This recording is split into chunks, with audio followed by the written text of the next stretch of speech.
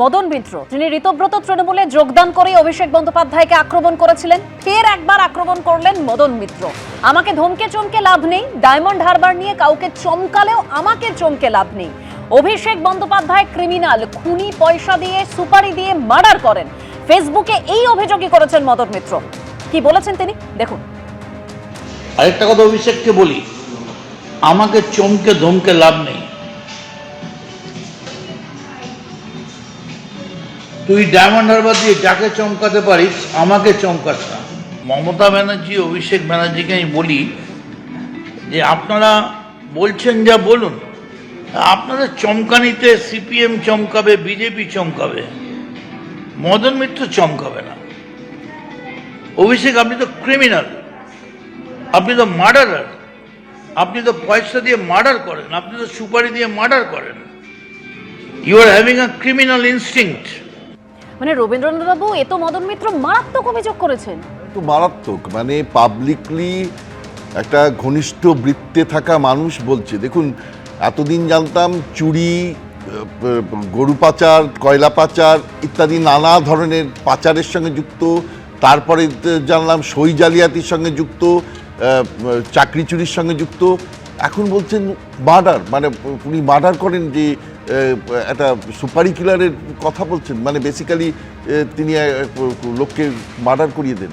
তো মানে মদন মিত্র বললেই নিশ্চয়ই তিনি মার্ডারার হয়ে যাচ্ছেন না, কিন্তু তিনি যখন ঘনিষ্ঠ বৃত্ত থেকে এই কথাগুলো বলছেন, তখন এটা বুঝতেই হবে আমরা যতটুকু জানি তাকে সংবাদ মাধ্যমে দেখে, তার থেকে অনেক বেশি পরিমাণে কিন্তু মদন মিত্র দেখেছেন। সুতরাং মদন মিত্র যখন এই কথা বলছেন, তার মানে ক্ষমতার কেন্দ্রবৃত্তিতে বিন্দুতে আসবার জন্যে যত নিম্ন ধরনের কাজ করা যায় সেই নিম্ন ধরনের কাজ করতে, এবং রুচিবিহীন শুধু নয়, অপরাধমূলক যত রকম নিচু ধরনের কাজ করতে পারা যায় সেই কাজ করতে অভিষেক বন্দ্যোপাধ্যায় পিছপা হতেন না। এইটা মদন মিত্র আজকে লোকের সামনে উপস্থিত করলেন, এবং এটা একটা আই ওপেনার। আজ পর্যন্ত আমরা কিন্তু এটা বুঝতেই পারিনি যে একটা এইরকম ভালো মুখের আড়ালে কেউ এই ধরনের কাজ করাতে পারেন, এবং সেইটা আজকে উনি বললেন যে যিনি এত একটা দলের নেতৃত্বে আছেন, তিনি যদি এই ধরনের কাজগুলো করেন, তাহলে সেই দল আবার কি নেতৃত্ব দেবে? সেই দল পশ্চিমবঙ্গে কি নেতৃত্ব দিয়েছে? তাহলে তো আমি এখন বলবো যে বিজেপির যে এত কর্মী মারা গেছে, তার মধ্যে একটা প্রত্যক্ষ হাতও তার, পরোক্ষ বা প্রত্যক্ষ হাতও তার থেকে থাকতে পারে। সুতরাং এই যে উনার শুধু ধমকানো চমকানো নয়, যে চুল্লি বানাবো ওখানে বিজেপির কি হবে, এইগুলো যে উনি বলেছিলেন, তার যে একটা প্রত্যক্ষ গ্রাউন্ড তার পিছনে ছিল, সেইটা আজকে মদন মিত্র বুঝিয়ে দিয়েছেন। এবং সেই বোঝানোটা কিন্তু আমাদের কাছে একটা ভয়াবহ, কারণ রাজনীতিতে যদি এই রকম ধরনের মানুষ থাকে যার মুখটা দেখতে ভালো, আর তিনি এই রকম সাংঘাতিক নিচু ধরনের কাজ করতে অভ্যস্ত, যেটা আমরা এতদিন জানতাম না, মদন মিত্র জানাচ্ছেন, তাহলে দেশের বা রাজনীতির পক্ষে, রাজ্যের রাজনীতির পক্ষে একটা সমূহ বিপদের সম্ভাবনা, সেইটুকু আমরা বুঝতে পারছি। একদম। এতদিন মমতা বন্দ্যোপাধ্যায়ের হাত ছেড়ে যারা যারা চলে গিয়েছেন, তারা স্পষ্ট অভিষেক বন্দ্যোপাধ্যায়কে নিশানা করেছেন যে অভিষেক বন্দ্যোপাধ্যায়ের জন্য দলটার এই অবস্থা। আর এবার মদন মিত্র তিনি একেবারে সরাসরি অভিষেক বন্দ্যোপাধ্যায়কে ক্রিমিনাল, খুনি বলছেন। কি বলেছেন মদন মিত্র ফেসবুক পোস্টে, আরো একবার রাখবো আপনাদের সামনে। আরেকটা কথা অভিষেককে বলি, আমাকে চমকে ধমকে লাভ নেই। তুই ডায়মন্ড হারবার দিয়ে যাকে চমকাতে পারিস, আমাকে চমকাস না। মমতা ব্যানার্জি, অভিষেক ব্যানার্জিকে আমি বলি যে আপনারা বলছেন যা বলুন, আপনাদের চমকানিতে সিপিএম চমকাবে, বিজেপি চমকাবে, মদন মিত্র চমকাবে না। অভিষেক, আপনি তো ক্রিমিনাল, আপনি তো মার্ডারার, আপনি তো পয়সা দিয়ে মার্ডার করেন, আপনি তো সুপারি দিয়ে মার্ডার করেন। You are having a criminal instinct. আর এরপর মদন মিত্র তিনি সাংবাদিকদের মুখোমুখি হয়েছিলেন, সেখানে তিনি বলেছেন যে আজ থেকে 15 দিন আগে সব দায় নিয়ে অভিষেক বন্দ্যোপাধ্যায়কে বিবৃতি দিতে বলেছিলাম আমিও কুণাল ঘোষ, দাবি করেছেন মদন মিত্র। এবং তার আরো দাবি, সবকিছুর জন্য দায় নিয়ে অভিষেককে বিবৃতি দিতে বলেছিলাম, সব দায়িত্ব থেকে সরে যেতে অভিষেককে বলেছিলাম। উত্তরে অভিষেক বলেছিল, আমি ছেড়ে দিলে আমাকে কি দেবেন? অভিযোগ করেছেন মদন মিত্র। অভিষেক বলেছিল আমাকে আমেরিকা ছেড়ে দেওয়া হোক, আমেরিকা গিয়ে যদি কেউ না ফেরে তাহলে কি হবে, দাবি মদন মিত্রের। তখন অভিষেক বলেছিল আমার শর্ত পূরণ করা হোক। এখন অভিষেক বলছে পদত্যাগ করতে রাজি আছি, নিজেকে হিরো হিসেবে দেখাতে পছন্দ করেন। এ তো হতে পারে না। আক্রমণ করেছেন মদন মিত্র, কি বলেছেন শুনুন। আমিও ছিলাম, আমার সঙ্গে কুণাল ঘোষও ছিল। আমরা দুজনে মিলে আজ থেকে 12 দিন আগে, রাদার 15 days বিফোর, অভিষেক বন্দ্যোপাধ্যায়কে বলেছিলাম একটা স্টেটমেন্ট করে বলে দে যে আমি সব কিছুর জন্য দায়ী, আমায় আপনারা মুক্তি দিন, আমি সব দায়িত্ব থেকে সরে যাচ্ছি, আপনারা চালান পার্টি, 1 বছর আমাকে অন্য কাজ করতে, কত কাজ করার আছে, ব্যবসা করো, রিসার্চ করো, পড়াশোনা করো। তার উত্তরে অভিষেক আমাদের বললেন যে আমি যে ছেড়ে দেবো তার বদলে আমায় কি দেবে। তা আমরা বললাম এটা তো মানে ওই বিয়ের পাকা দেখা নয় যে তুমি গলার হার দেবে আমি তোমায় আংটি দেবো। এটা সিম্পল পলিটিক্যাল ডিসিশন। তখন বললো তাহলে আমাকে আমেরিকাটা ছেড়ে দিক। তা আমি আমেরিকা, ওরা কি করে ছাড়বে? আমেরিকা ছাড়বে তো কোর্ট, আর আমেরিকা গিয়ে কেউ যদি না ফেরে তখন কি হবে? তাহলে একটা কাজ করুক, আমি যা যা বলবো সেই কন্ডিশনগুলো ফুলফিল করুক। এমন মনে হচ্ছে বোধহয় আলেকজান্ডার পুরুষ সঙ্গে কথা বলছে। আমি ওকে বুঝিয়ে বললাম जो जीता वही सिकंदर, বিজেপি জিতে গেছে, তুমি পদত্যাগ করো। আজকে হঠাৎ আমি শুনলাম, পরশুদিন গতকাল উনি বলছেন আমি পদত্যাগ করতে রাজি আছি, এক্ষুনি পদত্যাগ করব, চলে আসুন আপনারা। সব ড্রামা, কেউ ফিরবে না। কি করে ফিরবে? আপনি যদি নাটকের চূড়ান্ত মুহূর্তটা আপনি ভিলেনের মতো হিরোর জায়গায় নিজেকে প্লেস করে নিজে পছন্দ করেন, তাহলে তো হতে পারে না। আমি এখান থেকে অর্ণবদার কাছে যাব। অর্ণবদা, যে অভিষেক বন্দ্যোপাধ্যায়ের বিরুদ্ধে এত অভিযোগ, একাধিক বিধায়ক, তৃণমূল নেতা, কাউন্সিলর থেকে শুরু করে সাংসদরা, তারা প্রত্যেকে অভিযোগ করছেন, আর মমতা বন্দ্যোপাধ্যায় তাকে আগলে রাখছেন। প্রত্যেকে মমতা বন্দ্যোপাধ্যায়ের সঙ্গ ছেড়ে দিয়েছেন। মমতা বন্দ্যোপাধ্যায়ের একদা ছায়া সঙ্গীরা চন্দ্রিমা ভট্টাচার্য, ফিরহাদ হাকিম, মদন মিত্র প্রত্যেকে ছেড়ে দিয়েছেন। জাভেদ খান, অরূপ বিশ্বাস, তারা কেউ নেই আজকে মমতা বন্দ্যোপাধ্যায়ের সঙ্গে। আর মমতা বন্দ্যোপাধ্যায় তো নিজেই বলেছিলেন যে আমি জানি যদি অভিষেক বন্দ্যোপাধ্যায়কে ছেড়ে দিই তাহলে সবাই ফিরে আসবে। তাহলে কেন মমতা বন্দ্যোপাধ্যায় আগলে রাখছেন অভিষেক বন্দ্যোপাধ্যায়কে? দেখুন, এই যে কটা নাম আপনি বললেন, এরা প্রত্যেকে যখন দাঁড়িয়েছিলেন ভোটে এবং ভোটে লড়েছিলেন, তারা কিসের প্রতীকে লড়েছিলেন, কার ছবি নিয়ে লড়েছিলেন? মমতা বন্দ্যোপাধ্যায়ের ছবি নিয়েই তো লড়েছিলেন। এবং যে 80 জন বিধায়ক আজকে জিতেছেন, তাদের মধ্যে কজন একক ক্ষমতা? কারোর কাছে এখন মমতা বন্দ্যোপাধ্যায়ের ছবি নেই। না, এখন নেই, কিন্তু তারা যখন জিতেছিলেন সেই সময় তারা যে মানে মানুষকে ফেস করেছিলেন, যে 41% ভোট তৃণমূল কংগ্রেস এই এতখানি বিপর্যয়ের মধ্যেও পেয়েছে, সেই যে মানুষের কাছে একটা অ্যাকাউন্টেবিলিটি তো তাদের প্রত্যেকের রয়েছে। তারা যখন দাঁড়িয়েছিলেন সেখানে মমতা বন্দ্যোপাধ্যায়কে সামনে রেখে হেরেছিলেন। এবার আমি একটুখানি বলে নিই, সেটা হচ্ছে যে এই যে আজকে আবার সেই প্রশ্নটা তুলতে হচ্ছে, মমতা বন্দ্যোপাধ্যায় কেন আটকাতে পারলেন না? তার তো নিজের সবাই লোক, তার সঙ্গে সবাই এতদিন ধরে কাঁধে কাঁধ মিলিয়ে পথ চলেছেন, তারপরেও মমতা বন্দ্যোপাধ্যায়কে ছেড়ে চলে গেলেন তারা। আপনি একটুখানি একটু বিচার করুন একটা জিনিস, যে যদি পলিসিগত কোনো ফেলিওর হয়, যদি লাইনের কোনো মানে রাজনৈতিক লাইনের কোনো মানে ভুল হয়, সেই ভুলের দায়িত্বটা আজকে শুধুমাত্র অভিষেক বন্দ্যোপাধ্যায়ের ঘাড়ে সবাই মিলে দিয়ে আমরা ভালো হয়ে গেলাম, এটা তো ঠিক নয়। তার কারণ যদি ভুল হয়, সেই ভুলটা সমষ্টিগতভাবেই ভুল হয়েছিল। সেই ভুলের পার্ট তো মদন মিত্র সেদিনকেও ছিলেন, তিনি নিজে জিতেছিলেন 6000 ভোটে। তো তিনি তো সেই মানে ভুলের পার্ট তো তিনি নিজেও। আজকে ঠিক কথা, জো জিতা ওই সিকান্দার, যে জিতে গেছে সে হচ্ছে মানে একদম স্যাক্রোসাঙ্ক্ট হয়ে গেছে, ঠিক কথা, সেটা নিশ্চয়ই উনি বলতে পারেন। কিন্তু বক্তব্য হচ্ছে উনি যতক্ষণ পর্যন্ত ওই ভোটটায় লড়েছেন এবং এতদিন পর্যন্ত উনি এই কথাগুলো বলেননি। 15 দিন আগে নাকি উনি বলেছিলেন, 15 দিন আগে কি উনি সাংবাদিক সম্মেলন করেছিলেন? তখন তিনি বলেছিলেন যে আমি আজকে বললাম, ওকে বললাম, কিন্তু কথাটা শুনলো না। অন ক্যামেরা কিন্তু অভিষেক বন্দ্যোপাধ্যায় বলেছেন আপনারা ফিরে আসুন, আমি 1 ঘন্টার মধ্যে পদত্যাগ করবো। আর ক্রিমিনালের প্রসঙ্গটা যে উনি যে কথাগুলো আজকে বললেন, ওরকম একজন দায়িত্ববান সিনিয়র একজন এই নেতা। জায়গা থেকেই তো মদন মিত্র তিনি বলছেন যে 15 দিন আগে বলেছিলাম অভিষেক বন্দ্যোপাধ্যায়কে বিবৃতি দিয়ে যে সে সরে দাঁড়াও। এক বছরের আগেও মদন মিত্র বলেছেন যে অভিষেক বন্দ্যোপাধ্যায়কে বলেছিলাম যে 1 বছরের জন্য তুমি সরে দাঁড়াও, কিন্তু তখন অভিষেক বন্দ্যোপাধ্যায় প্রশ্ন করেছিলেন যে কেন সরে দাঁড়াবো, শর্ত দিয়েছিলেন, বলছেন তো মদন মিত্র। না মদন মিত্র কথাকে আজকে বলছে। বেশ, আমি এই জায়গা থেকে কুণাল ঘোষ তিনি বলছেন যে মদন মিত্র আজকে যে কথা বলছেন তিনি নাকি বাধ্য হয়ে এই কথা বলছেন, শুনুন।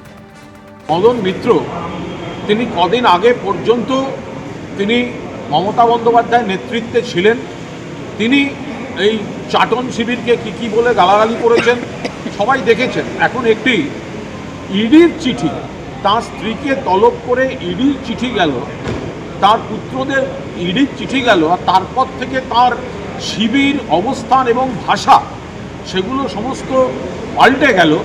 এটা বোধহয় মদন মিত্র তার নিজের প্রতি সুবিচার করছেন না, কোনো কারণে তাকে হয়তো একটা কোনো জায়গায় গিয়ে আপোস করতে হচ্ছে কোনো কারণে, কারণ কিছু কাপুরুষ মদন মিত্রকে চিঠি পাঠিয়ে দিয়েছে।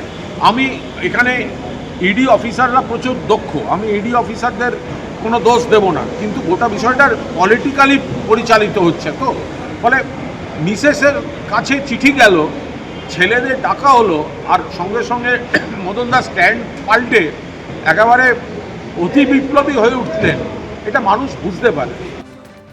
21শে জুলাই নিয়ে তুঙ্গে তরজা, এবং যে ছবি আপনাদের সামনে আজকে রেখেছিলাম মমতা বন্দ্যোপাধ্যায় তিনি নিজে পৌঁছে গিয়েছিলেন সেখানে।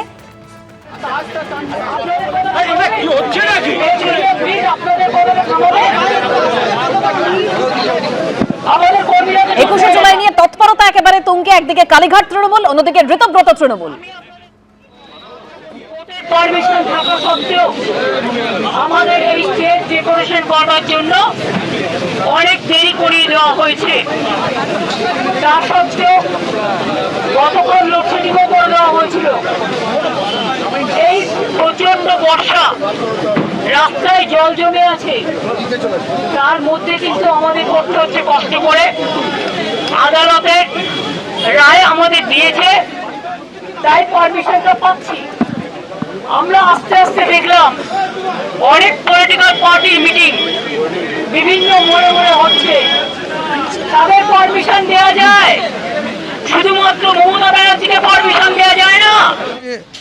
ভেস্টেড ইন্টারেস্ট এবং শহীদ পরিবারদের সঙ্গেও প্রবঞ্চনা, ক্ষতিপূরণের অ্যামাউন্টও তো এখন মানে 2 লক্ষ টাকা, এখন 25 লক্ষ টাকা। মানে ওই যে বললাম যে শহীদদের ব্যবহার করে, এটা তো প্যারেডের জায়গা নয়, এটা সেলিব্রিটি, সো কল্ড সেলিব্রিটি। আমার সেলিব্রিটি শব্দটা নিয়েও মানে সেলিব্রিটি কে এটা নিয়েও আমি তার মধ্যে এখন যাচ্ছি না, কিন্তু যা হয়ে এসেছে তথাকথিত শহীদদের সামনে রেখে তাদের সঙ্গে প্রবঞ্চনা করে সেলিব্রিটি প্যারেড রিয়ালিটি শো নয়।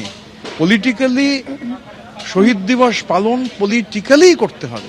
হৃদয়ের টানে আমি সবাইকে বলবো, যারা তৃণমূল কংগ্রেস তৈরি করেছেন 98-এর 1 জানুয়ারি, 97-এ আউটডোর মিটিং এর পরে তারা সবাই ভাই নো স্লোগান, আইদার আপনার স্লোগান দিন না আমি চলে যাই। আপনাদেরকে স্লোগান দিতে বলেছি, আমি যে কথা বলছিলাম তোমাকে জায়গা দেওয়াটাই ভুল হয়েছে।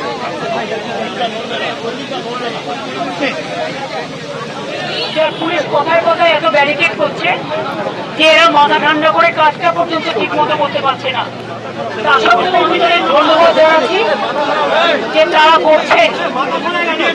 আমি আপনাদের বলবো, কেউ যদি চিৎকার করেন আমি কিন্তু স্টপ করে দেবো, কারণ আমার কিন্তু কোনো আপনাদের কাছে কথা বলার কোনো দায়বদ্ধতা নেই, আমি বলিও না আজকাল। আমি আপনাদের কাছে বলবো, আমরা যারা তৃণমূলটাকে বুকে করে রক্ষা করেছেন এবং এই শহীদ দিবসের দিন বহু রাজনৈতিক দলে, অন্যান্য রাজনৈতিক দলের অনেক কর্মী, অনেক সম্প্রীতি পরায়ণ মানুষ, অনেক সংস্কৃতি পরায়ণ মানুষ, অনেক সাধারণ মানুষ এই দিনটা ধর্মতলায় যেতে, আমরা ধর্মতলায় পারমিশন চেয়ে অর্থাৎ 21শে জুলাই আগামীকাল, তার আগে একেবারে চাপানোতর চরমে পৌঁছেছে তৃণমূলের দুই শিবিরের মধ্যে। আর তারই মধ্যে অভিষেক বন্দ্যোপাধ্যায়ের বিরুদ্ধে একের পর এক যেরকম অভিযোগ, একের পর এক নিশানাও করে চলেছেন অভিষেক বন্দ্যোপাধ্যায়কে। আর কুণাল ঘোষ তিনি যেটা বলছেন যে ইডির চাপে মমতা বন্দ্যোপাধ্যায়, ইডির চাপে মদন মিত্র তিনি এরকম বক্তব্য রেখেছেন, এবং যেখানে গোটা অঙ্গুলি হেলনে রয়েছেন বিজেপি, আর আপোষ করতে বাধ্য হয়েছেন মদন মিত্র। ওফেলিয়াদি, এই সমস্ত বাজে কথা বলে লাভ নেই।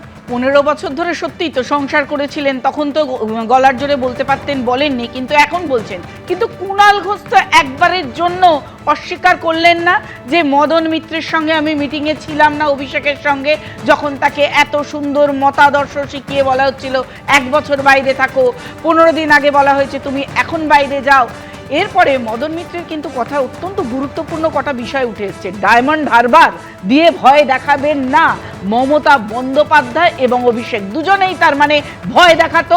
ডায়মন্ড হারবার বিষয়টা কিন্তু কোট আনকোট আমরা বলতে পারি অত্যন্ত গুরুত্বপূর্ণ, সেন্সিটিভ, কারণ এই জায়গার গুন্ডা বাহিনীকে তারা ব্যবহার করত, ক্রিমিনাল এবং খুনি, এতগুলো যেখানে কথা উঠে আসছে।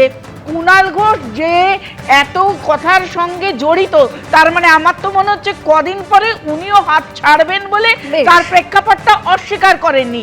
আর আগামীকাল 21শে জুলাই, তার মধ্যেই কিন্তু একে অপরকে আক্রমণের যে পালা সেটা আরো চড়ছে। শেষেন্দুদা, এটা আগে, এখন এই তৃণমূলের গাড়ি চালাচ্ছে ঋতবদন, সঙ্গে হচ্ছে ভাগ্নে মদন। আর মদন মিত্র তার কলসি হাঁড়ি অপরাধ, তার দুর্নীতি সব ফাঁস করে দিলেন, আর শুক্রবার যেতে হলো না, একদম শ্রাবণ মাসের প্রথম সোমবারই ফাঁস করে দিলেন। তাহলে ফেসবুকে যেটা এটা করছেন, ইমিডিয়েট পুলিশ মন্ত্রীর উচিত সিআইডি দিয়ে দুজনকে পাশে বসিয়ে এরকম মার্ডারের অপরাধ ইয়ে করছেন, গুরুত্বপূর্ণ, এটা বিস্ফোরক মন্তব্য। সেখানে কোনটা ঠিক কোনটা বেঠিক সেটাও প্রমাণ করা উচিত। আজকে তথ্য প্রযুক্তি আইনের 66, 67, তারপর 66C, D, প্রত্যেকটা তো একটা অপরাধ যোগ। আজকে যে জিনিসটা উনি বললেন সে তো মানে গুরুত্বপূর্ণ বিষয়। আর এই 21শে জুলাই সেটা হচ্ছে শহীদ দিবস, যারা মারা গেছেন তাদের পালনের জন্যে, তাদের স্মরণের জন্যে সেই দিনটা। আজকে তার জন্যে 3টে জায়গায় হবে। কোন জায়গায় যাবেন যার গেছে তারাই বোঝেন। সেই শহীদের তর্পণটা কালীঘাটে হবে না নিমতলা ঘাটে হবে, কোন ঘাটে হবে, ফুল দিয়ে হবে না তুলসী পাতা দিয়ে হবে, কি কোনো মালা দিয়ে হবে না ডিজে বাজিয়ে হবে, সেটা তারা জানেন। একদম। কেউ বলছেন যে আমাদেরকে এখানে সভা করতে দেওয়া হচ্ছে না, বাধা দেওয়া হচ্ছে, অন্যদের সভা করার জন্য পারমিশন থাকছে। আবার কেউ বলছেন যে শহীদদের ব্যবহার করা হয়েছে, অর্থাৎ তরজা চরমে পৌঁছেছে। ডিজে মামলায় অভিষেক বন্দ্যোপাধ্যায়ের রক্ষা কবচের মেয়াদ বাড়ালেও রাজ্যেই চিকিৎসা করানোর পক্ষে পর্যবেক্ষণ হাইকোর্টের। কোনো মেডিকেল ইস্যু এ রাজ্যে সমাধান হবে না এটাও নয় মন্তব্য বিচারপতির। 20 বছর ধরে আপনি বাইরে গিয়ে চিকিৎসা করাতে পারেন, এখন পরিস্থিতি আলাদা। কোনো শারীরিক সমস্যার সমাধান এই রাজ্যে নেই এমন নয়। এসএসকেএমে কথা বলে দেখুন, দরকারে মেডিকেল বোর্ড গঠনের নির্দেশ দিতে পারি মন্তব্য করেছেন বিচারপতি সৌগত ভট্টাচার্য। মেডিকেল বোর্ডের কাছে গিয়ে রিপোর্ট দেখান, দেখুন কি বলে তারা, মন্তব্য হাইকোর্টের। আর এই নিয়ে স্বাস্থ্যমন্ত্রী শারদ মুখোপাধ্যায় কি বলেছেন শুনুন। রোগীর কোনো জাত লেখা থাকে না, ধর্ম লেখা থাকে না, বড় লোক কি গরিব লোক লেখা থাকে না, এমএলএ সাংসদ বা বিধায়ক লেখা থাকে না। আমাদের কাছে রুগী রুগী। তো এখানে অভিষেক বন্দ্যোপাধ্যায়কে মাননীয় হাইকোর্ট আলাদা করে দেখেছেন, এটাই বিরাট ব্যাপার আমার কাছে, এটাই বিরাট ব্যাপার। আমি তো বললাম হাইকোর্ট অনেক বেশি পরিষেবা দিয়েছিল ওনাকে। অভিষেক বন্দ্যোপাধ্যায় ধন্য থাকা উচিত ছিল। আমরা যেরকম গেলে লাইন দিয়ে দেখা, সেরকম লাইন দিয়ে দেখাবেন, কেন উনি তো সাংসদ। আর না হলে উনি একটা নিজের জন্য সেবাশ্রয় খুলে ফেলতে পারেন, উনি সেখানে আবার ডাক্তার নিয়ে আসতে পারেন। উনি তো বাকি জনগণকে আয়ুষের পড়ুয়াদের দেখিয়েছিলেন, আয়ুষের পাশ করা ডাক্তারদের নয়, পড়ুয়া ডাক্তারদের তো উনি বাকি জনগণকে দেখানো করিয়েছিলেন। নিজের বেলায় উনি আমেরিকা যেতে চান, পশ্চিম ইউরোপ যেতে চান। কোথাও একটা মনে হচ্ছে না যে উনি মানুষের মধ্যে নেই। আসলে উনি কোনোদিনই মানুষের মধ্যে ছিলেন না। উনি কালীঘাট আর হরিশ্চন্দ্রের মধ্যে ছিলেন, আর ক্যামাক স্ট্রিটের মধ্যে ছিলেন। কি বলছেন নিশ্চিতভাবে আমরা আদালত মেনে চলি, কিন্তু এখনো এমন কিছু রোগ চিকিৎসার এমন কিছু বিষয় থাকে যার পরিকাঠামো এবং স্পেশালাইজেশন অন্য কোথাও দেশের অন্য প্রান্ত বা আবার বিদেশের কোথাও হতে পারে। আবার আমাদের এখানে অনেক ভালো চিকিৎসা হচ্ছে। আসলে রোগটা কি, অসুস্থতাটা কি, সমস্যাটা কোথায়, তার চিকিৎসাটা ঠিক কোন জায়গায়।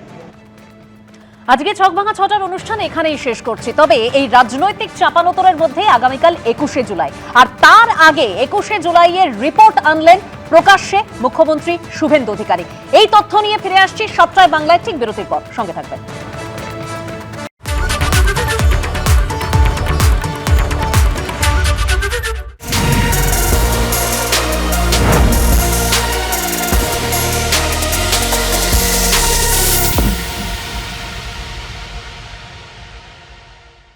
এবিপি আনন্দ, এগিয়ে থাকে, এগিয়ে রাখে।